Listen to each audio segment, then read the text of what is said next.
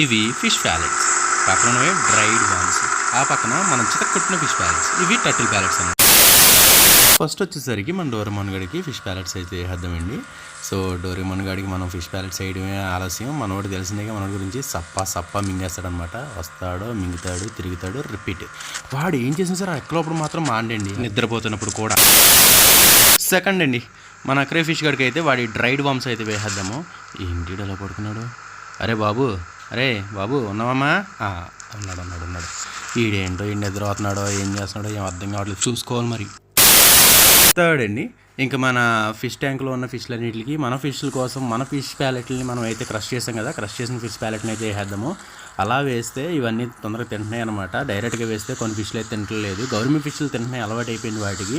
ఇంకా మన rainbow shark గడికి అయితే అలవాటు కాలేదనుకుంటా, లేదంటే మింగలేకపోతుంది, నాకు అది అర్థం కావట్లేదు. వాటికి అయితే క్రష్ చేసింది వేయాల్సి వస్తుంది.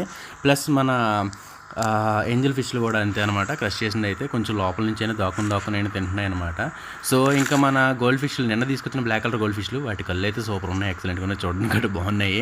అండ్ వీటి విషయానికి వస్తే ఇవైతే చాలా తొందరగా వీటితో అలవాటు అయిపోయినాయి అనమాట. తొందరగానే చాలా పిక్ అయిపోయినాయి, అంటే తొందరగా పిక్ అయిన చేపలు అయితే నేను చూడలేదు.